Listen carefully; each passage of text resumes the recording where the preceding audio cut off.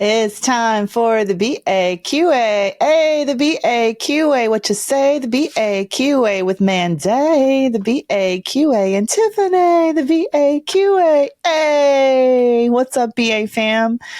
Listen, if you're watching on YouTube, I just want to say, don't worry. I have not actually been kidnapped by a Colombian cartel. It looks like I am being held hostage in the jungle. And I realize this is not the sweater to wear for this moment. But listen, when you share an office with two tiny children and the playroom is looking ratchet, I had to turn myself around. Okay. But it just looks so sad, so sad. But we are going to power through anyway. I'm so happy to be here with y'all today. I'm riding solo. I have two big, juicy questions from our BA fam. We got one from Julieta, who is dealing with a company that's asking for her salary history. Like, what is this, 1984? And then a future mom in distress, as she calls herself, who's dealing with a huge dilemma when it comes to her maternity leave. So I'm going to jump right in, y'all. You got me, Mandi Money, your favorite career coach. I am going to jump right on in. So let's start with Julieta from Instagram. All right. She says, ladies, I was part of tech layoffs and I was recently laid off from Spotify in November. I am very excited to be a few rounds into a new position at a different tech company, but they just asked for my salary history. I keep imagining you two looking at me and saying, this is when it happens. This is where the pay disparity begins, girl. How should I respond? Okay, Julieta, when I saw your question, I was a little bit in disbelief because, first of all, asking for salary history is just, I thought it was a pretty well known at this point way for the pay disparity to like never fix itself, to never be fixed. Like I thought that recruiting, I thought HR, I thought we all knew this. It's not cool to ask for your salary history. And in fact, in many states, it's actually illegal for employers to ask for your previous compensation. I'm going to read the list. Julieta, I wish I knew what state you were in because I could actually give you, specific advice. But in many states, Alabama, California, Colorado, Connecticut, Delaware, Hawaii, Illinois, Maine, Massachusetts, Michigan, Jersey, New York, North Carolina, Oregon, Pennsylvania, Puerto Rico, Vermont, Washington, and Wisconsin, they cannot ask for your previous compensation. Julieta, if you live in any of these states, and there actually may be a couple of more, I haven't updated this list for 2024 yet, but if you wondering if they can ask you for your salary history, don't answer the question, go and check. I have to think that they're a big tech company. They know what they're doing. They should have a team that understands these employment law. But still, it's worth looking into. Now, let's say that you're in a state where it's still legal to ask for your salary history. Julieta, your instincts are so spot on. Do not answer that question. They can't make you answer it. I would say, and actually I'm looking at my Nail the Negotiation script bundle. It has like 25 scripts that you can use to negotiate. And I'm going to send you a copy because I have a whole page on how to answer questions about your current compensation. So let me quote myself. Here's what you can say. I don't feel comfortable sharing my current compensation as it doesn't accurately reflect my current market value or take into consideration the unique duties and responsibilities for this role. That's a solid response.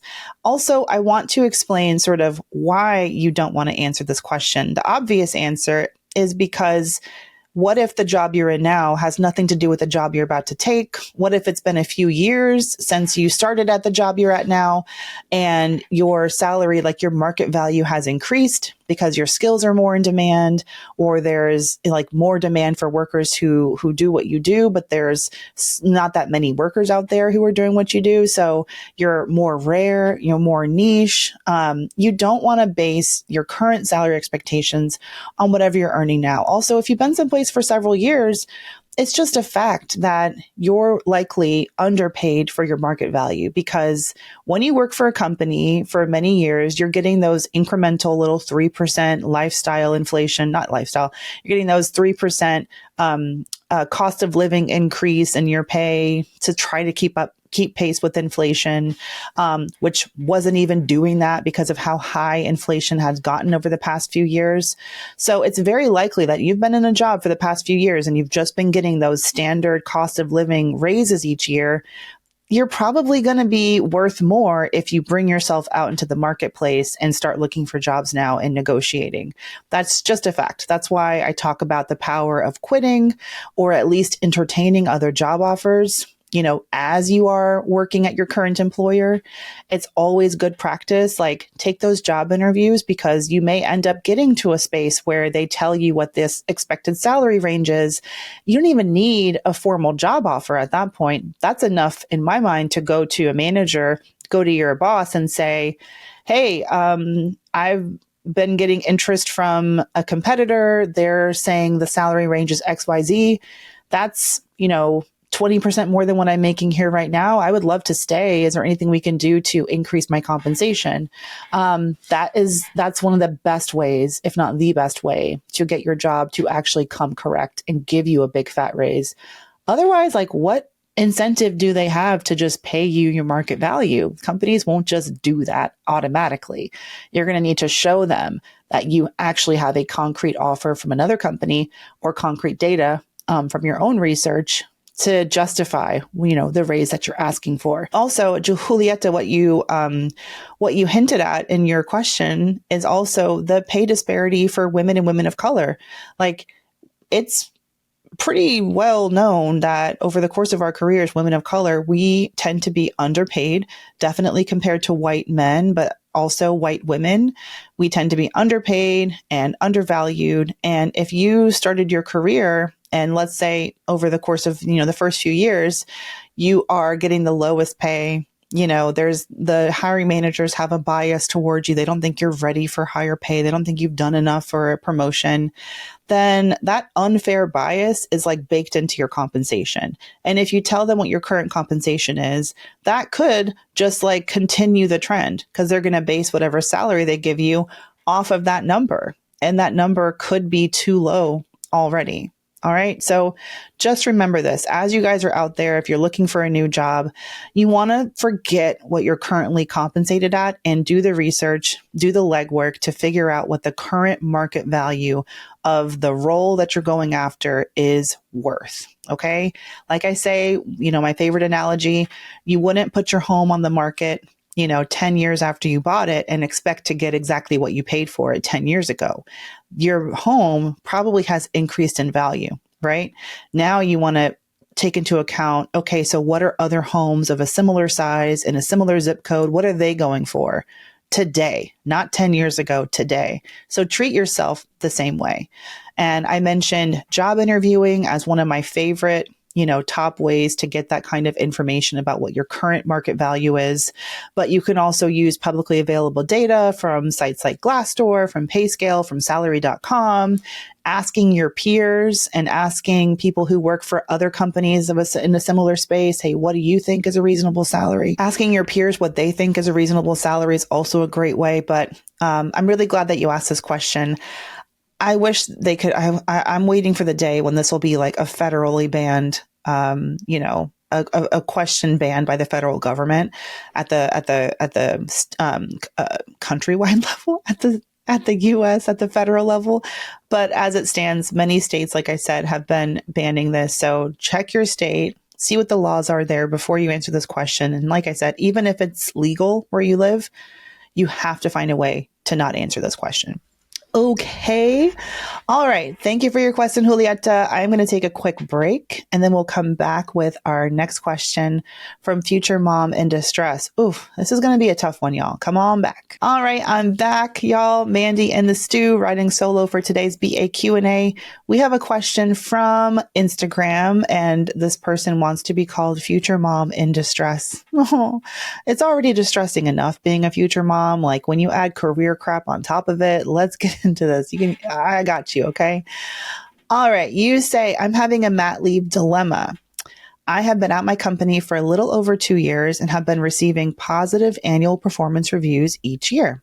I've been working towards a promotion, but my manager has been supportive and advised me to wait until this recent cycle to go for the promotion because of an arbitrary rule that I need to have at least 2 years in the job before being considered for a promotion. As I keep working on my promotion, filling in my latest achievements, turns out we had a change in management. All of a sudden, our whole team is being told we aren't performing at the caliber they expect and have even been threatened with something that sounds a lot like a PIP, performance improvement plan, if we don't shape up. This is all sounding very fishy and like they're on a path to cut staff. While all of this is happening, I found out I'm expecting a baby and I'm going to be out on maternity leave in just a few months. Aside from the threat to my employment and maternity leave benefits, I'm feeling stunted and unsupported in my career growth. It also sounds like they're building a case that would make a layoff during my mat leave legal due to performance issues. What is your advice on how to handle this situation, aside from doing my best to balance performance improvement while I'm also nesting? Should I start looking at other teams to get transferred to? Thanks for all the wisdom you share each week. Sincerely, future mom in distress. Woo! I wish I could say that it was like when it comes to layoffs that companies are like, save the women and children first. But this ain't the Titanic, okay? This ain't a shipwreck. And unfortunately, you see the stories I've heard from coaching clients of mine. I've heard from BA fam. You see it on Twitter, on social media. They don't care if you got a bun in the oven, if the bun just came out your body, if it's due any day now. Like, companies have no problem laying off working moms while they're on maternity leave. So even if you get to your mat leave, there's a chance you might get the news that you have been let go. That actually happens. I wish it wasn't so, but it is possible. So I think that, to be realistic, you're seeing some clear indications. I agree with you that they are planning to they're planning to cut jobs in the near future. I would start preparing yourself for that to happen. I don't know what kind of severance you may get, neither do you until it actually happens. But, standard, like, you've been there maybe about 2 years, you said. So, you can expect probably 2 months of severance. That would be very, pretty on board, maybe 3 months of severance. I don't know what kind of company it is, if it's tech or, financial or whatnot, but maybe 2 to 3 months of severance. So, that's something that you hopefully will have to, fill in the gap while you're looking for another job. But there's no reason why you shouldn't be looking for a new job right now. When you're interviewing for a job, there's nothing that says you are required to reveal to them that you are pregnant while you are in the job interview process. Now, you may choose to let them know that you are expecting so that they can plan your hire date appropriately. And a lot of great companies are out there and they will wait for you. I've actually had a friend of mine who's a guy. His wife had a baby and his company offered 6 months of maternity leave. It was Google, okay? Google is just creme de la creme for benefits, right? But they actually said, okay, cool, your baby's due in August, so we'll put your start date as January. Okay, so that's an extreme example, but there are other companies that, will say, well, we offer 3 months of, maternity leave. You can take that up front, or we understand you can start in June and then you'll leave in July and come back in September or whatever it may be. So there's flexibility that can happen there. And if you're a great candidate in a job, employers are smart enough to know that you're worth waiting for. It's better for them to take advantage of a great candidate right now than to potentially lose you to someone else by letting you, by letting you go. And then you'll, find another job and they'll still be looking out there. So that's a possibility for you. As far as like how to handle this new management that's come into town and is now telling you that you're actually not meeting expectations, take that for what it's worth. Listen, at some level, could they be, cracking down and really increasing their expectations so that they can identify not the poor performers, but the lower performers, so that they can, at least have some some data or at least some kind of justification when they do make those cuts. Now, that could very well be the case. A lot of, you've seen with the tech layoffs that kicked off really last year and the year before, you did see companies going through and basically telling hiring managers, like, we need to get a lot more strict with these performance reviews. Everybody can't miss expectations, everybody can't meet or exceed expectations. Like, they've got a lot more hands-on with the review process so that they could identify the lowest performers so that at least when they go to make job cuts, it's like, okay. And I'm not mad at it because it makes sense. It's better than just like having an arbitrary, like, if you started after, before this date or after this date, we're going to cut you. Or if you're in this team, we're going to cut the whole team. Sometimes you do need to trim the fat a little bit when it comes to your staff, and like trim staff who aren't performing well. That is a part, I think, of building and growing a healthy company. And it's also not fun to work alongside people who are slacking, right? So I'm not mad at it. And I can understand where it's coming from. I know how shitty it is to hear one thing from the manager that you have, and then they leave, you get a new one, and they've got a whole new set of rules. That's what happens in corporate. Like, new management comes in, a new CEO comes in, you get a new boss, or your boss gets a brand new boss and they're more focused on this thing. And all of a sudden it's like, okay, here's the benchmark. Here's the goal that you're trying to reach, except forget all that. We have new goals to reach. You want to be flexible, and it's good for anyone listening, and especially for you, future mom, to go ahead and get in the mind space of what I'm being told right now can totally change. It's going to make you a better employee. Like, bosses are going to love it when you just go with the flow and you understand that things can change. Companies' goals can change, companies' business model can change. And can you be flexible? Can you understand where it's coming from and make the changes that need? Or are you going to be the person who's like, well, it used to be this way. Wah, I don't like change. That is what's going to separate you from the kind of person that they want to keep around, they want to keep promoting, because they're like, okay, this person is on board. They understand how the business works. They understand things may change, and they will roll with it. They will adapt. They will be flexible, adaptable, all those things. I'm not saying that means you have to be walked over. And certainly it doesn't mean that, you should be getting these feedback that's not constructive, or, being told you have to reach these really high expectations that are super impossible. No, we don't want that. But I do think on some level, everybody should be comfortable with the idea that what you're being told currently in your job from your manager about what you need to be doing, what tasks are, what your responsibilities you have, what the next 6 months are going to look like, that can all change at the drop of the hat, especially when we're in sort of a volatile, or a little bit of a volatile job market right now. Let me see. You say that you're feeling stunted and unsupported in your career growth. I can see that. I also feel like it's an opportunity for you with this new manager coming in to express that and to say, I hear everything that you're saying. I mean, I just want you to understand that the, previous manager set certain expectations, and I worked to achieve those. I would love some support and, love some support in some direction, because I want to be able to, rise to this level that you're expecting now. I care about this work. I'm invested in this work. And I, just show that you are, you're listening and you're hearing and you're open to the change that they're proposing.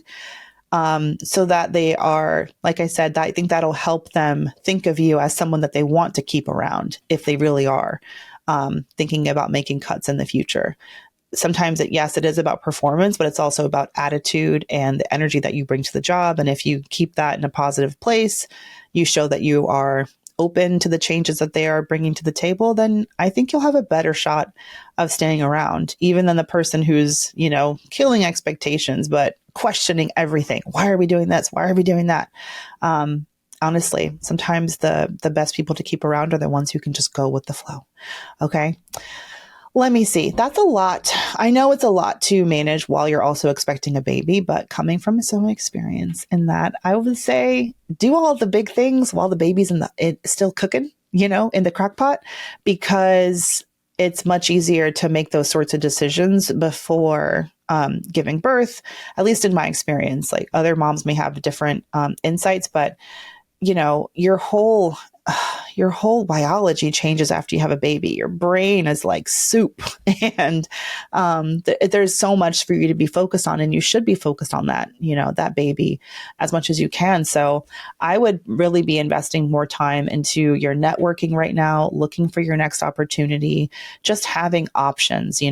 If you happen to survive this round of layoffs, well, there could always be another one, So that's why I'm always encouraging like workers to always be looking, keep your options open, keep your network warm. And by that, I mean, engage with people that you used to work with, let them know what you're up to, so that if something happens and you're going to need to be out there asking folks for referrals or asking folks if they know of anything open, it's not going to be the first time that they've heard from you. That they're actually they remember you, they have a good experience with you, and they're going to be more likely to answer that LinkedIn DM or respond to your email at that point.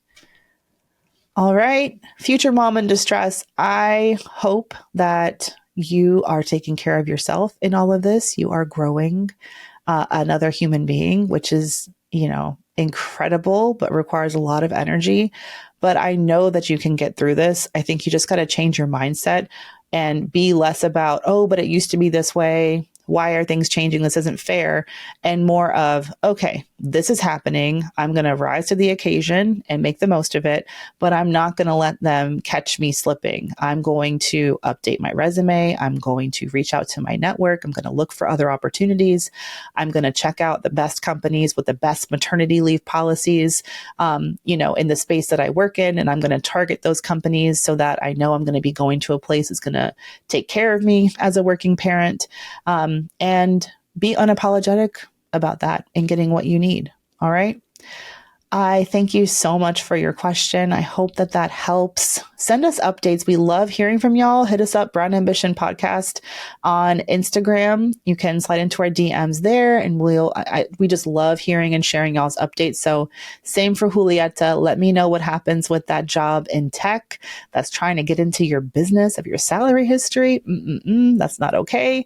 And future mom, let me know what happens. And good luck with everything. Thank you so much, BA fam. Again, reach out to us. We are Brown Ambition Podcast on Instagram. You can also send us an email at brownambitionpodcast@gmail.com. Until next week, see you guys. Bye.